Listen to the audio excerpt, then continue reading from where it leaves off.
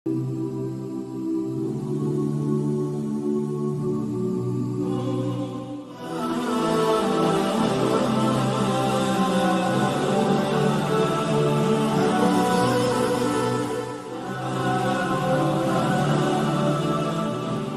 تعریفیں اس رب کائنات کے لیے سزاوار ہیں جس رب کائنات نے ہم تمام کو ایک مختصر سی زندگی دے کر دنیا میں بھیجا ہے۔ اللہ تبارک و تعالیٰ کی انسانوں پر، ہم تمام پر بے شمار نعمتیں دن و رات برس رہی ہیں۔ وَإِن تَعُدُّوا نِعْمَةَ اللَّهِ لَا تُحْصُوهَا، قرآن نے خود کہا، اللہ تبارک و تعالیٰ نے کہا، گننا چاہو گے نعمتوں کو گن نہیں پاؤ گے۔ ان نعمتوں میں سے ایک نعمت جو اللہ نے ہمیں عطا کیا ہے وہ اولاد کی نعمت ہے۔ مئی کا مہینہ ختم ہونے کے قریب ہے۔ والدین اپنے بچوں کا ایڈمیشن کرانے کی فکر میں لگے ہوئے ہیں کہ اولاد کو، اپنے بچوں کو کون سی اسکول میں، کون سی کالج میں ایڈمیشن کرائیں، داخلہ دلائیں۔ تو والدین سے، پیرنٹس سے، ذمہ داروں سے یہ آج بتانا ہے کہ اللہ تعالیٰ جو بھی نعمت دیتا ہے اس نعمت کا اللہ تعالیٰ حساب بھی لیتا ہے۔ اولاد بھی ایک نعمت ہے، قیمتی نعمت ہے۔ انسان نکاح کرتا ہے، نکاح کے جہاں دوسرے مقاصد احادیث مبارکہ میں بیان ہوئے، وہیں ایک نکاح کا مقصد اولاد کا ہونا بھی ہے۔ ایک حدیث میں اللہ کے نبی علیہ الصلوۃ والسلام نے فرمایا، یا معشر الشباب من استطاع منکم الباءة فلیتزوج فإنه اغض للبصر واحسن للفرج۔ اس حدیث میں اللہ کے نبی نے نکاح کے دو مقاصد بیان کیے۔ نوجوانوں کو مخاطب ہو کر نبی نے کہا، یا معشر الشباب، اے نوجوانوں کی جماعت، من استطاع منکم الباءة، تم میں سے جو رات گزارنے کی صلاحیت رکھتا ہے، طاقت رکھتا ہے، بیوی کے حقوق نان و نفقہ ادا کرنے کی طاقت و قدرت اللہ نے جسے عطا کیا ہے، فلیتزوج، تو ایسے نوجوانوں کو چاہیے کہ وہ نکاح کریں۔ کیوں؟ دو مقصد اللہ کے نبی نے اس حدیث میں بیان کیے۔ پہلا، فإنه اغض للبصر، کہ نکاح کرنے کا ایک مقصد یہ ہے کہ ایک فائدہ یہ ہوگا کہ تمہاری آنکھوں کی تم حفاظت کرنے والے بنو گے۔ اب تمہاری آنکھ تمہارے بیوی کے علاوہ نہیں بھٹکے گی، اب تمہاری آنکھیں، تمہاری نظریں ٹکیں گی بیوی پر۔ جب تک نکاح نہیں ہوتا، نوجوان سارے لڑکیوں کو دیکھ کر شاید یہ سوچتے ہوں گے انہیں میری بیوی بنتی رہیں گی، انہیں کی، اب ہو گئی انہیں، اب انہیں۔ تو یہ فائدہ اللہ کے نبی نے بیان کیا۔ ہاں، جس کے نفس اور جس کا دل گنہگار ہے، جو پاکیزہ نہیں ہے، وہ نکاح کے بعد بھی آنکھوں کی حفاظت نہیں کرتا، وہ الگ چیز ہے۔ خیر، وہ ہمارا عنوان نہیں ہے۔ پہلا مقصد اللہ کے نبی نے اس حدیث میں بیان کیا، فَإِنَّهُ أَغَضُّ لِلْبَصَرِ، آنکھوں کی حفاظت کرنے والے بنو گے نکاح کے ذریعے سے۔ اور دوسرا مقصد نکاح کا، وَأَحْسَنُ لِلْفَرْجِ، شرمگاہ کی حفاظت ہوگی۔ انسان زنا کا راستہ اختیار نہیں کرے گا، انسان بدکاری کے راستے پر نہیں چلے گا، کیونکہ اس کا نکاح ہوا ہے۔ جب اسے خواہش ہوگی، جب اس کی شہوت ابھرے گی، وہ اپنی شہوت کو، اپنی خواہش کو وہ اپنی بیوی کے ذریعے سے پورا کر لے گا، جس کی وجہ سے وہ زنا سے محفوظ ہو جائے گا، جس کی وجہ سے اس کی شرمگاہ محفوظ ہوگی، وہ بدکاری کے راستے سے بچ جائے گا۔ ایک یہ مقاصد ایک حدیث میں بیان ہوئے۔ ایک اور حدیث ہے جو وہ اصل آج ہمارے عنوان کے تحت بتانا ہے۔ اللہ کے نبی علیہ الصلوۃ والسلام کی خدمت میں ایک صحابہ رسول تشریف لائے۔ اللہ کے نبی سے انہوں نے مشورہ کیا نکاح کے عنوان پر۔ اللہ کے نبی سے انہوں نے کہا کہ اللہ کے نبی، مجھے ایک لڑکی سے محبت ہوئی ہے، ایک لڑکی سے پیار کرتا ہوں، محبت کرتا ہوں، اور ہمارا پیار اور اس زمانے کے پیار کا فرق یہ ہے، آج ہم پیار کر کے گناہ میں ملوث ہوتے ہیں، اس زمانے میں نبی کے زمانے میں کسی پر نگاہ پڑ جاتی، محبت دل میں آ جاتی، وہ نکاح کے ذریعے سے جائز محبت کر دیتے تھے۔ تو جیسے ہی ایک لڑکی سے محبت ہوئی، اللہ کے نبی کی خدمت میں آئے، آ کر نبی سے مشورہ کیا، اللہ کے نبی سے کہا کہ اللہ کے نبی فلاں کے گھر کی جو لڑکی ہے، بچی ہے، وہ مجھے اچھی لگی ہے، میں اس سے نکاح کرنا چاہتا ہوں، اور اس میں اتنی ساری خوبیاں ہیں۔ وہ خوبیاں صحابی نے بیان کی ہیں۔ پہلی خوبی یہ بیان کی ہے کہ اللہ کے نبی خوبصورت ہے، اور دوسرا کہا کہ اچھے خاندان والی ہے، حسب و نسب کے اعتبار سے، خاندان کے اعتبار سے اعلیٰ درجے کے خاندان سے اس کا تعلق ہے، نچلے درجے کے خاندان سے تعلق نہیں ہے، حسب و نسب بھی اچھا ہے، خوبصورت بھی ہے، اور تیسرا فائدہ یہ بیان کیا کہ مالدار گھرانے سے بھی اس کا تعلق ہے، غریب گھرانے سے تعلق نہیں ہے۔ خوبصورت ہے، اچھا خاندان والی ہے، مالدار گھرانے سے تعلق ہے، لیکن آخر میں صحابی نے اللہ کے نبی سے کہا کہ اللہ کے نبی ایک برائی، ایک وصف اس میں نہیں ہے، ایک صفت اس کے اندر نہیں ہے۔ نبی نے کہا کہ کون سی صفت نہیں ہے؟ کہا کہ بانجھ ہے، اولاد نہیں ہو سکتے اس سے، بانجھ ہے وہ لڑکی، اولاد نہیں ہوں گے نکاح کے بعد۔ اللہ کے نبی نے فوراً کہا کہ نہ، نکاح نہ کرو۔ خوبصورت تھی، حسب و نسب والی تھی، مالدار گھرانے سے اس کا تعلق تھا، سارے خوبیوں کی مالکہ تھی، لیکن نبی سے جب اس صحابی نے مشورہ کیا اور کہا کہ بانجھ ہے، اولاد نہیں ہو سکتی، نبی نے انکار کیا، چلے گئے۔ حدیث میں آتا ہے پھر دوبارہ آئے، محبت تھی، دوبارہ آ کر اللہ کے نبی سے پھر اجازت چاہی، اللہ کے نبی نے دوبارہ انکار کیا۔ بار تیسری مرتبہ اللہ کے نبی علیہ الصلوۃ والسلام کی خدمت میں آ کر پھر وہی درخواست کی کہ اللہ کے نبی آپ اجازت دو، میں نکاح کر لوں گا، صرف ایک برائی ہے، بانجھ ہے، اولاد نہیں ہے، ہوگی۔ تو اللہ کے نبی نے کہا تزوجوا الولود الولود فإنی مکاثر بکم الامم۔ تو اللہ کے نبی نے تیسری مرتبہ آنے پر ایک جواب میں کہا تزوج الولود الولود، ایسی لڑکیوں سے نکاح کرو جو محبت کرنے والی ہو اور زیادہ بچے جننے والی ہو، زیادہ اولاد جو دے سکتی ہو، ایسوں سے نکاح کرو۔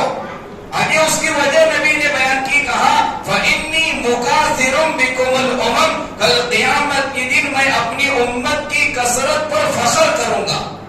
جب زیادہ اولاد ہوگی، نبی کی امت زیادہ ہوگی، نبی کی امت کی تعداد زیادہ ہوگی، تو اللہ کے نبی نے کہا کہ میری امت کی کثرت پر مجھے فخر کرنا ہے، لہذا زیادہ بچے دینے والی، زیادہ محبت کرنے والی سے نکاح کرو۔ اپنے عنوان کو آگے بنانے سے پہلے ایک سوال ذہن میں آتا ہوگا، ابھی شادیش نہیں ہوئی، ملاقاتش نہیں ہوئی، زیادہ بچے دیتی بول کو کیسا معلوم؟ اللہ کے نبی نے تو کہا زیادہ بچے دینے والی سے نکاح کرو۔ نکاح سے پہلے کیسے معلوم ہوگا کہ اولاد ایک دیتی کی، دو ہوتی کی، چار ہوتی، کیا معلوم؟ تو اس کا جواب علماء نے، محدثین نے، شراح حدیث نے لکھا ہے کہ نکاح سے پہلے معلوم ہو سکتا ہے۔ اس کا طریقہ یہ ہے کہ جس لڑکی سے نکاح کرنا چاہتے ہو اس کی بہنوں کو دیکھو، اس کی ماں کو دیکھو، اس کے دادی نانی کو دیکھو کہ جس کی بہنوں کی اولاد زیادہ ہوگی اس کی بھی اولاد زیادہ ہوگی، اس کی ماں کی اولاد زیادہ ہوگی تو اس کی بھی اولاد زیادہ ہوگی، لہذا نکاح سے پہلے یہ ساری چیزیں دیکھ کر نکاح کرنا۔ تو اللہ کے نبی علیہ الصلوۃ والسلام نے جہاں نکاح کے اور مقاصد بیان کیے، ایک اس حدیث میں یہ معلوم ہوا، لیکن نکاح کا ایک مقصد یہ ہے کہ اولاد ہو، اور واقعی اولاد ماں باپ کے لیے، والدین کے لیے بہت بڑا سرمایہ ہے، بہت بڑی نعمت ہے اولاد کا ہونا۔ ان سے جا کر معلوم کرو جن کے نکاح ہو کر 2 سال ہوئے، 4 سال ہوئے، 10 سال ہوئے، پیسہ ہے، مال و دولت ہے، خزانے ہیں، لیکن اولاد نہیں ہے۔ جب بھی ملاقات ہوتی ہے تو صرف ایک ہی درخواست کرتے ہیں، مولانا صرف دعا کرو کہ اولاد ہو جائے۔ واقعی اولاد بہت بڑی نعمت ہے، اولاد کا مل جانا بہت بڑی نعمت ہے۔ حضرات انبیاء علیہ السلام کی دعاؤں کا جہاں قرآن میں تذکرہ ہے، ان انبیاء علیہ السلام جنہیں اللہ تعالیٰ آزمانے کے لیے جوانی میں اولاد نہیں عطا کیے تھے حضرت زکریا علیہ السلام، حضرت ابراہیم علیہ السلام، حضرت انبیاء کو بھی اولاد کی ضرورت تھی، کیونکہ وہ بھی ایک انسان تھے، وہ بھی اپنی دعاؤں میں اولاد مانگا کرتے تھے، جن کی دعاؤں کا تذکرہ قرآن میں آتا ہے، ربی حبلی من الصالحین، ربی لا تذرنی فردا وانت خیر الوارثین، ربی حبلی من لدنک ذریۃ طیبہ انک سمیع الدعاء۔ یہ حضرت انبیاء کے اولاد کے حصول کے لیے جو دعائیں مانگی تھی انبیاء نے، ان دعاؤں کو اللہ نے قرآن میں لایا۔ عرض کرنا یہ ہے اولاد کا مل جانا، اولاد کی نعمت ایک بہت بڑی نعمت ہے۔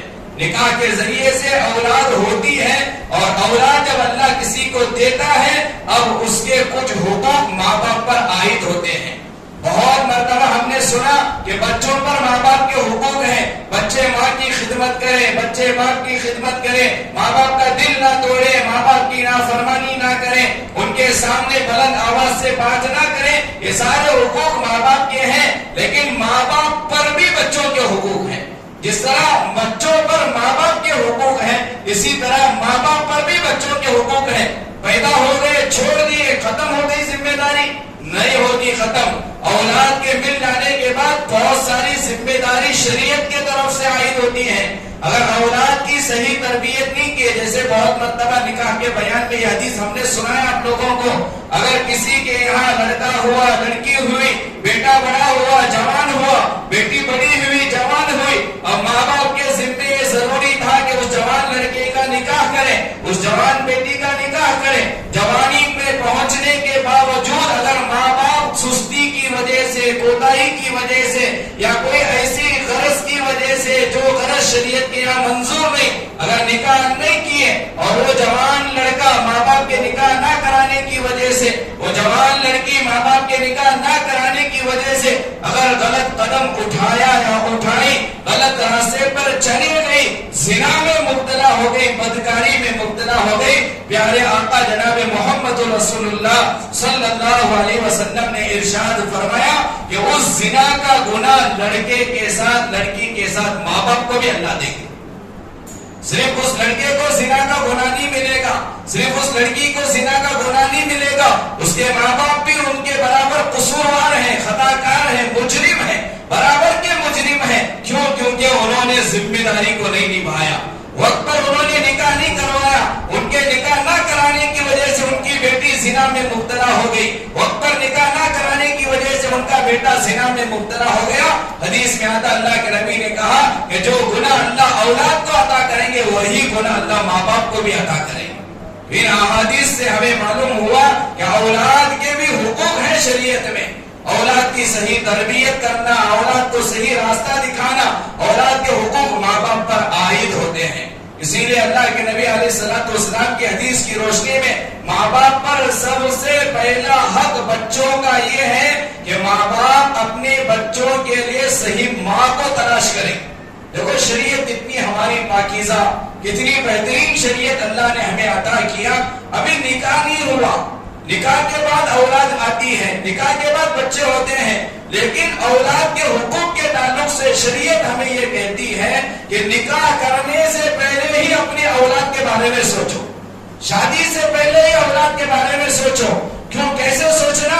کہ آپ دیکھو کہ جس لڑکی سے تمہارا نکاح ہونے جا رہا ہے، جس کے ساتھ تم شادی کرنا چاہتے ہو، یہ لڑکی کیسی ہے، اخلاق کے اعتبار سے، دینداری کے اعتبار سے، گھر میں رہنے کے اعتبار سے، رہن سہن کے اعتبار سے دیکھو، کیونکہ جب لڑکی اگر صحیح رہے گی تو یہ لڑکی کل تمہارے نکاح میں آئے گی، تمہارے بچوں کی ماں بنے گی۔ ابھی نکاح سے پہلے ہی کہا شریعت نے کہ بچوں کے لیے، اپنی اولاد کے لیے صحیح ماں تلاش کرنا۔ اسی لیے کافرہ سے نکاح کرنا جائز نہیں ہے، مشرکہ سے نکاح کرنا جائز نہیں ہے، مسلمان لڑکا غیر لڑکی سے نکاح کرنا جائز نہیں ہے، کیونکہ جب اولاد ہوگی ہو سکتا ہے وہ اولاد ماں کے تابع بن کر وہ بھی غیر مسلم ہو جائے۔ مسلمان کا، لڑکی کا مسلمان ہونا ضروری ہے۔ تو سب سے پہلا حق ماں باپ کے ذمہ اولاد کا یہ ہے کہ ماں صحیح تلاش کرنا اولاد کے لیے۔ ماں صحیح ہو، جب ماں صحیح ہوگی اولاد کی تربیت بھی صحیح ہوگی۔ ماں صحیح نہیں رہے گی تو اولاد کی تربیت وہ کیسے کرے گی؟ آج کل بہت ساری اولاد جو بگڑی ہوئی ہے، ان کے بگڑنے کی ایک سب سے بڑی وجہ اگر آپ دیکھیں کہ معاشرے میں، وہ ماں کے بگڑنے کی وجہ سے ہے، ماں کے صحیح نہ رہنے کی وجہ سے ہے۔ جب ماں صحیح نہیں رہے گی، اولاد بھی صحیح نہیں رہے گی۔ تو سب سے پہلا حق شریعت نے اولاد کی تربیت کے تعلق سے یہ بتایا کہ ماں درست، ماں کا سلیکٹ صحیح ہو۔ بچوں کی تربیت کے لیے نکاح سے پہلے نوجوان اپنی ہونے والی بیوی کو صحیح چنے، صرف خوبصورتی کو ترجیح نہ دے، مالداری کو ترجیح نہ دے، بلکہ دینداری کو ترجیح دے۔ جب دیندار لڑکی تمہاری بیوی بنے گی تو تمہاری اولاد کو بھی وہ دیندار بنائے گی، وہ گھر جنت کا باغ بنے گا۔ اگر دیندار لڑکی گھر میں نہیں آئے گی تو گھر جہنم کا گڑھا بنے گا۔ یہ سب سے پہلا حق ماں سلیکٹ کرنا، صحیح سلیکٹ کرنا۔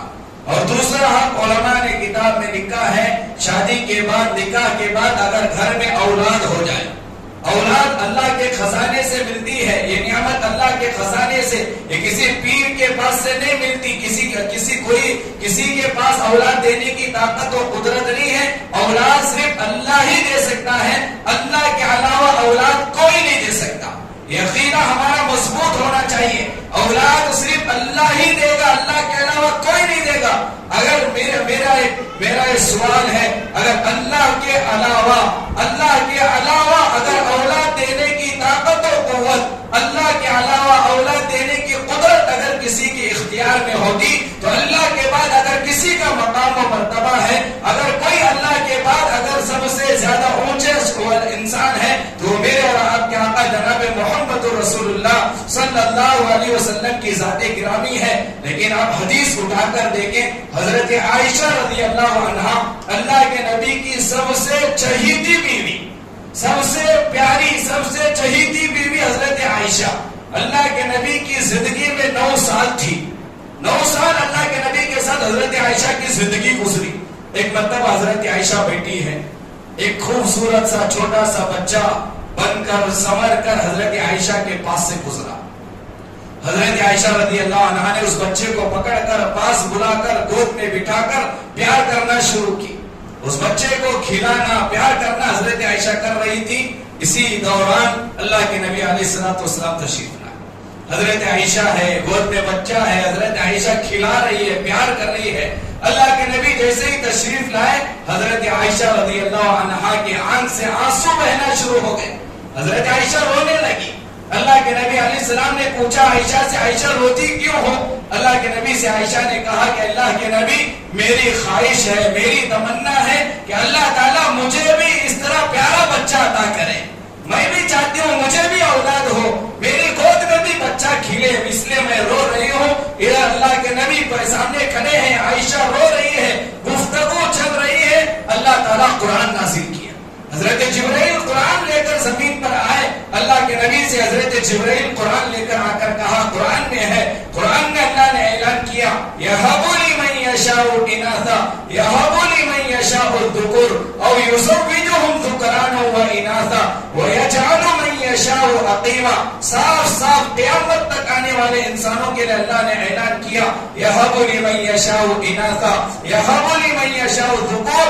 ہم اپنے خزانے سے جسے چاہتے ہیں لڑکا عطا کرتے ہیں، جسے چاہتے ہیں لڑکی عطا کرتے ہیں، اور یزوجہم ذکرانا و اناثا، اور ہم جسے چاہتے ہیں لڑکا لڑکی دونوں دے دیتے ہیں۔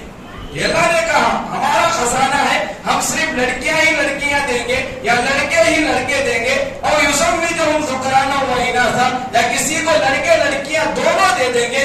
آخر میں اللہ نے کہا وَيَجْعَلُ مَن يَشَاءُ عَقِيمًا، اور جسے چاہتے ہیں ہم بانجھ بنا کر اولاد سے محروم بنا کر رکھ دیتے ہیں۔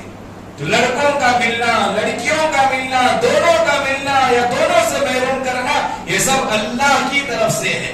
صرف اگر اللہ نے کسی کو لڑکی دیا ہے، لڑکا نہیں دیا ہے، وہ بھی مایوس نہیں ہونا چاہیے، کیونکہ اللہ حکیم ہے، حکمت والے ہیں۔ اللہ بہتر جانتے ہیں کس کے لیے لڑکی زیادہ مناسب ہے، کس کے لیے لڑکا زیادہ مناسب ہے، یہ ہم سے زیادہ اللہ جانتے ہیں۔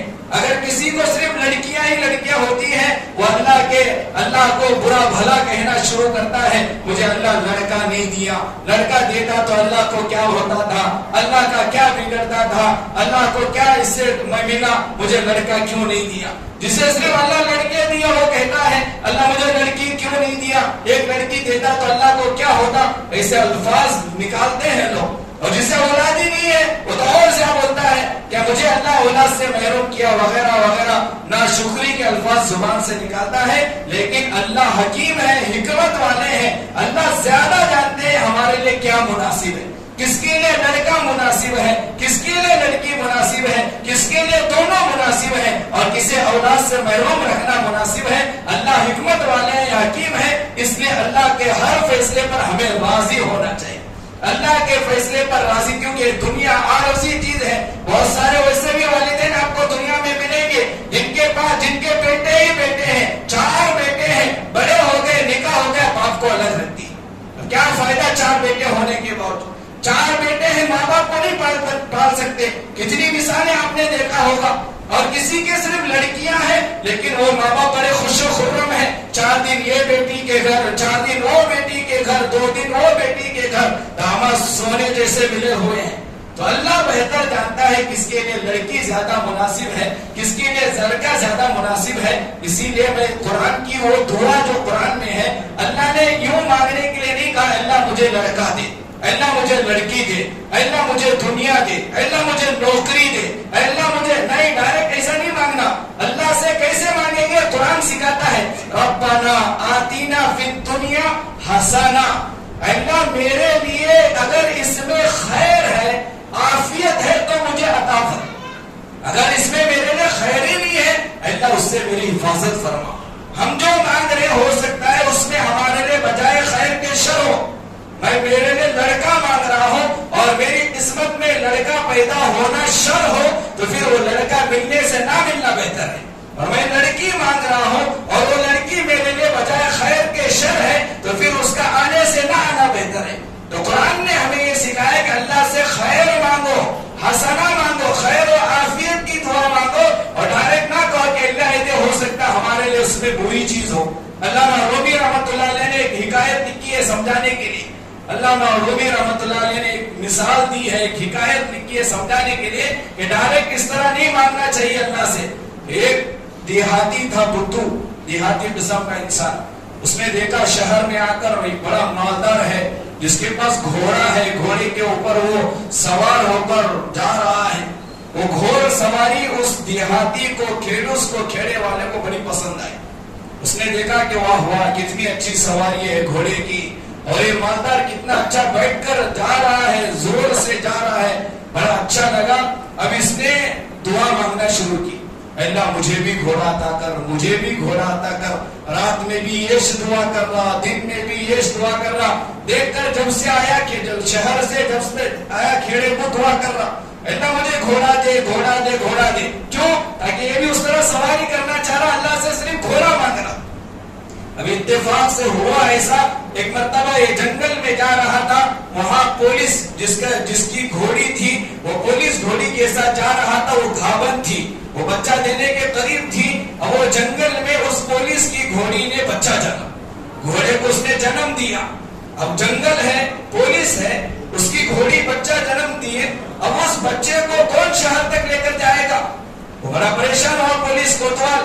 اب اس نے دیکھا کہ اسی جنگل میں یہ دیہاتی ہے, ان پڑھ گوار ہے. اس نے کہا اے ادھر آؤ.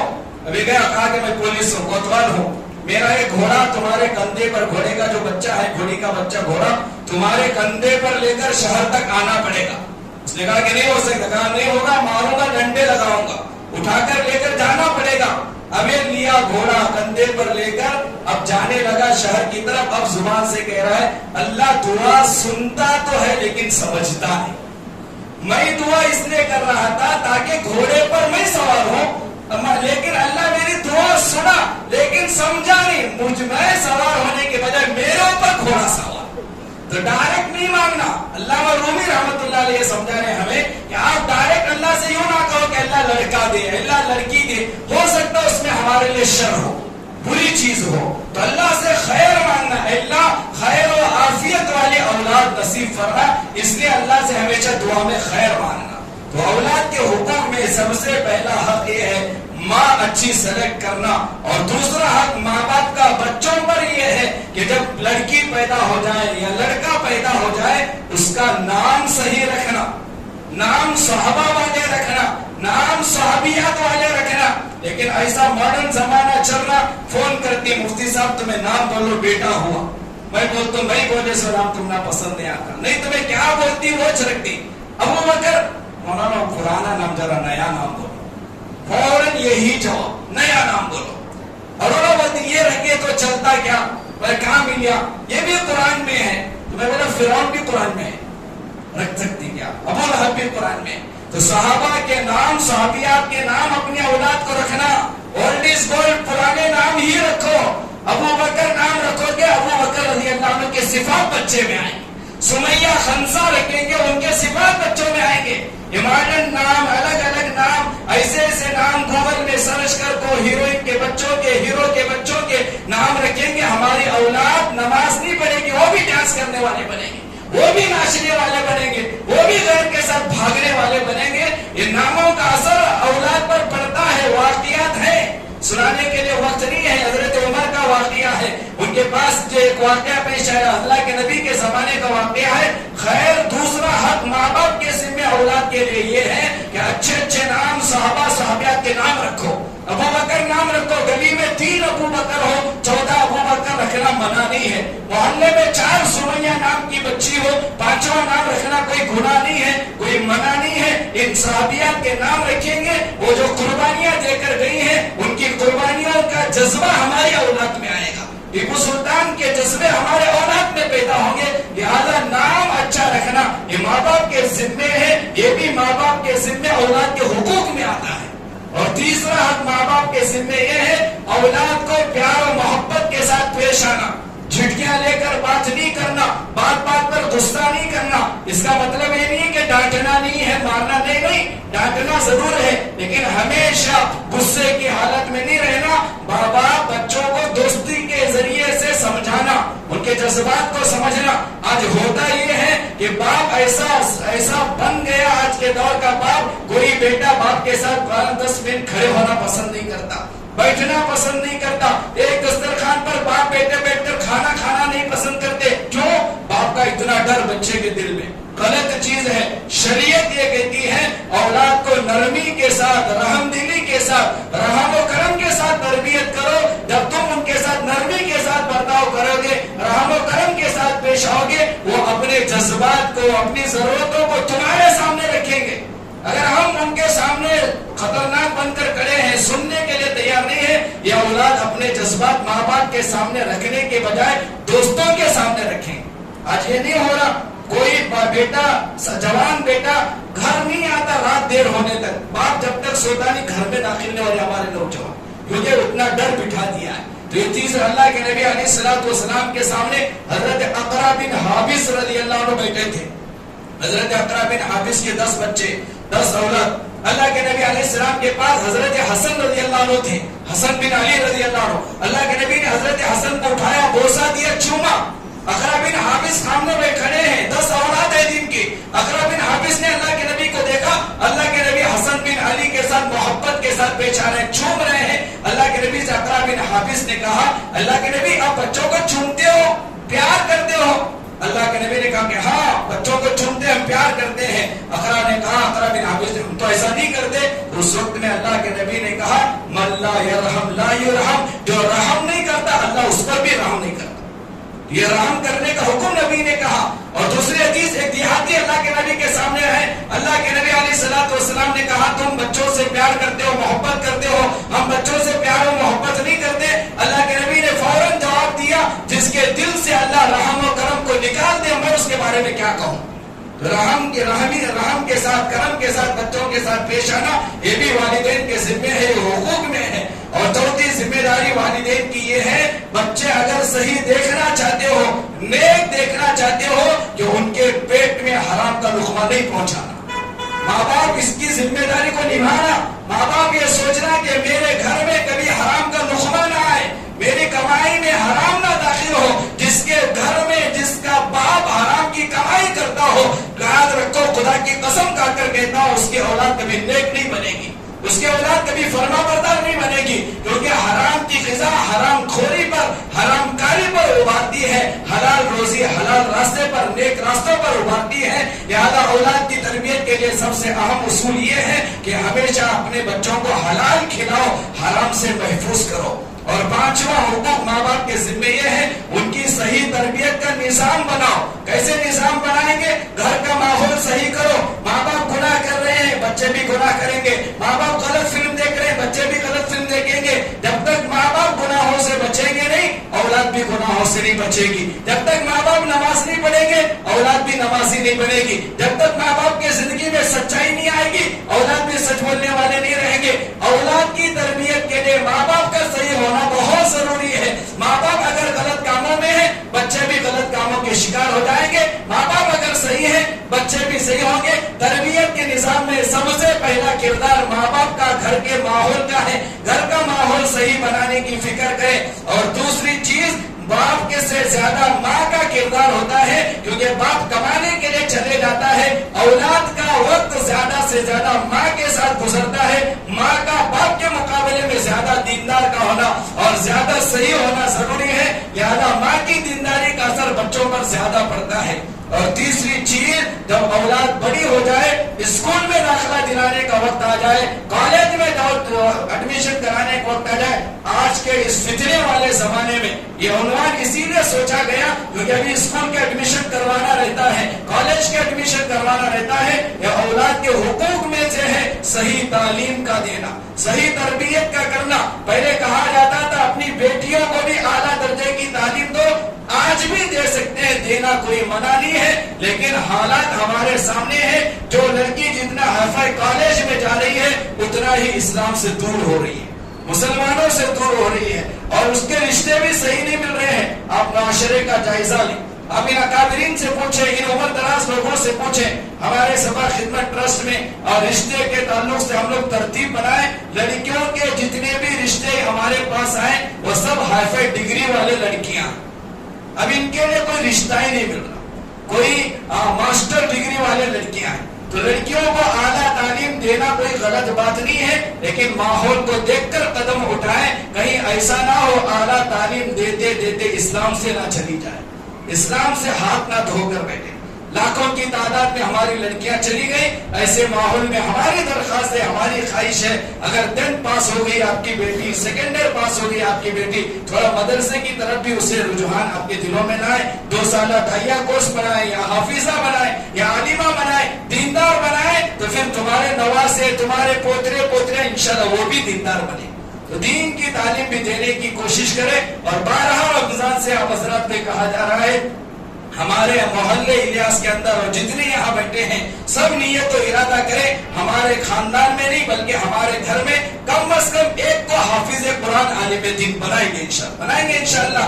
2 बच्चे हैं, एक को आप दुनिया की तालीम दे रहे हैं, दूसरे को आप मदरसे का दाखिला कराएं। मदरसे में भी दाखिले जारी है और स्कूल और कॉलेज में भी दाखिले जारी है। अपने बच्चों के लिए ऐसे स्कूल का सिलेक्ट करें, ऐसी कॉलेज सिलेक्ट करें जहाँ हमारी बच्चियों का पर्दे का इंतजाम हो, इज्जत की हिफाजत होती हो, वहाँ गैरों के साथ ज्यादा इख्तिलात ना होता हो। सोच समझकर उलमा से मशवरा करके सही स्कूल सही कॉलेज की तरफ अपने बच्चों का दाखिला दिलाने की कोशिश करें। आप इस्लाम को तरजीह दो, मजहब इस्लाम को आप तरजीह देंगे इंशाअल्लाह। इस इस्लाम को तरजीह देने की वजह से आपके औलाद की दुनिया भी चमकेगी, आखिरत भी चमकेगी। अल्लाह से दुआ है अल्लाह ताला हम तमाम को कई बातों पर अमल की तौफीक